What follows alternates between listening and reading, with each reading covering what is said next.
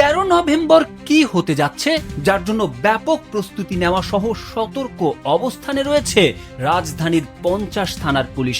শনিবার রাজধানীর ধানমন্ডি 27 নম্বর থেকে শঙ্কর 7 মসজিদ সড়কে কয়েকশো পুলিশ সদস্যকে টহল দিতে ও অবস্থান নিতে দেখা গেছে। এছাড়া ধানমন্ডি 15 নম্বর বাস স্ট্যান্ড এলাকায়ও কয়েকটি পুলিশ ভ্যান দাঁড়িয়ে থাকতে দেখা গেছে। একই সঙ্গে গ্যান্ডারিয়া, তেজগাঁও, মোহাম্মদপুর এলাকাতেও একই চিত্র দেখা গেছে।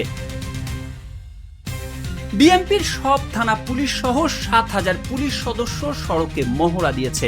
এই মহড়াকে বলা হয় মোবিলাইজেশন কন্টিনজেন্ট। মোবিলাইজেশন কন্টিনজেন্ট হলো বিশেষ কোনো পরিস্থিতির সামনে রেখে পুলিশ সদস্যদের অগ্রিম প্রস্তুতি মহড়া। এই মহড়ায় পুলিশ সদস্যদের বিশেষ পরিস্থিতি মোকাবিলায় অগ্রিম প্রস্তুত রাখা হয়।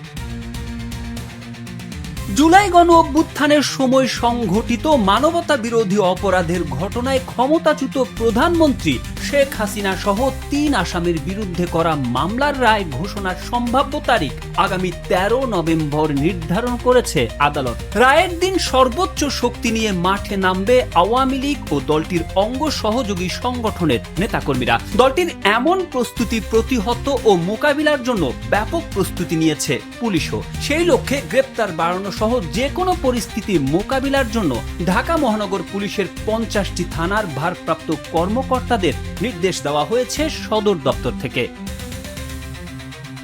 শনিবার ডিএমপির সদর দপ্তরে এক বৈঠকে এসব নির্দেশ দেওয়া হয়। এরপরই ডিএমপির সব থানা পুলিশ সহ 7,000 পুলিশ সদস্য সড়কে মহড়া দিয়েছে। এটি অব্যাহত থাকবে। ডিএমপির 3টি থানার ওসি, 2 বিভাগের উপকমিশনারের সঙ্গে কথা বলে এসব তথ্য জানা গেছে। DMP media and public relations বিভাগের উপকমিশনার মোহাম্মদ তালিবুর রহমান বলেন, 13 নভেম্বর আমরা সতর্ক অবস্থানে আছি। মোবিলাইজেশন কন্টিনজেন্ট আমাদের থানাগুলোর নিয়মিত কার্যক্রমের অংশ। 13 নভেম্বরকে কেন্দ্র করে রাজনৈতিক কার্যক্রম নিষিদ্ধ থাকা আওয়ামী লীগের পলাতক নেতাকর্মীরা সরকারকে বিভিন্ন ধরনের হুমকি দিচ্ছে।